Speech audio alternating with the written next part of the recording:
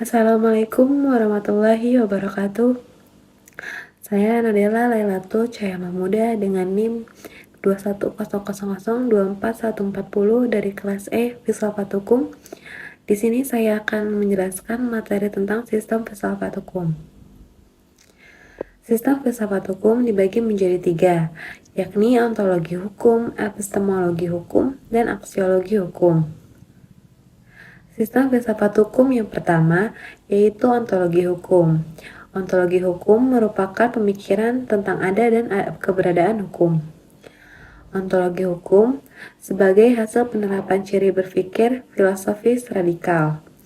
Yang dibahas dalam ontologi hukum yakni yang pertama, objek kajian ilmu hukum. Terdiri dari produk-produk hukum, asas hukum, sumber hukum, sistem hukum, dan subjek hukum. Kedua, sifat adanya hukum, yakni sungguh-sungguh dan atau semu atau hanya formalitas saja. Kemudian, sebab dan cara adanya hukum. Sistem filsafat hukum yang kedua yaitu epistemologi hukum. Epistemologi hukum merupakan pemikiran tentang pengetahuan. Dimensi epistemologi ada sebagai konsekuensi penerapan ciri berpikir filosofis integral. Setelah ditemukan berbagai faktor atau sebab dari suatu persoalan, maka kemudian ditentukan sumber persoalan, metode mengatasinya, ukuran kebenaran hasil pemikirannya, atau solusinya. Epistemologi ilmu hukum membahas tentang sumber hukum, metode ilmu hukum, baik metode pengembangan maupun metode penemuan, dan ukuran kebenaran produk-produk hukum. Yang pertama, sumber hukum. Sumber hukum adalah sesuatu yang dapat menimbulkan hukum. Terdapat beberapa pendapat tentang sumber hukum. Yang pertama, menurut Glastra van Loon, dia menyebutkan bahwa sumber hukum merupakan keputusan-keputusan pemerintah, jurisprudensi, atau kebiasaan. Sedangkan menurut Uhrecht, sumber hukum ditentukan dari aspek sejarah, sosiologi, antropologi, dan filsafat. Sedangkan menurut Muhsan, dia membagi sumber hukum menjadi sumber hukum material dan sumber hukum formal. Yang pertama menentukan isi kaidah hukum, yang kedua menentukan bentuk kaidah hukum. Sedangkan secara substansial terbagi menjadi sumber hukum ideal dan sumber hukum faktual. Sumber hukum ideal berupa cita-cita, nilai, dan dapat berasal dari masyarakat dan penguasa. Sedangkan sumber hukum faktual berupa ketentuan-ketentuan konkret untuk mewujudkan cita-cita tadi.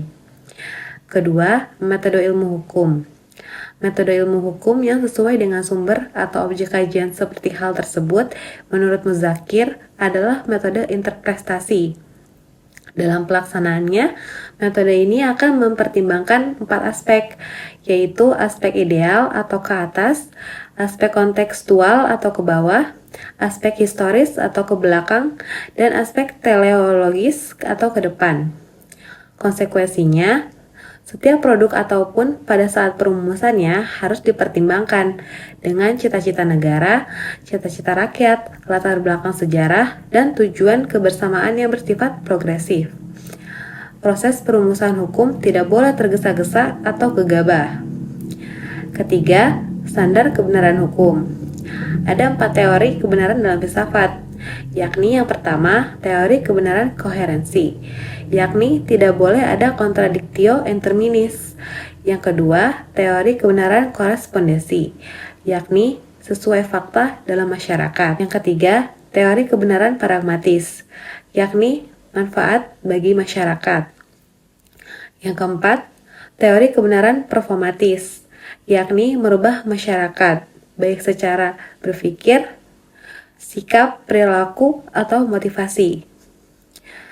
Sistem filsafat hukum yang terakhir yaitu aksiologi hukum atau dimensi aksiologi. Aksiologi hukum merupakan pemikiran tentang nilai, yakni nilai objektif, nilai subjektif, dan nilai intersubjektif. Dimensi aksiologi diakibatkan dari penerapan ciri berpikir komprehensif dan sistematik. Apabila telah dihasilkan produk-produk hukum yang sesuai dengan tingkat kebenarannya, maka dapat diterapkan dan dikembangkan dengan tetap mempertimbangkan berbagai nilai yang melingkupinya, yaitu nilai yuridis, etis, estetis, dan religius.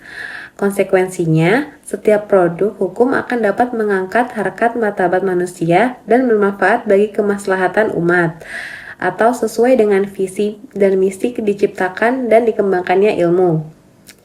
Sekian dari saya, semoga apa yang saya sampaikan dapat bermanfaat. Terima kasih. Wassalamualaikum warahmatullahi wabarakatuh.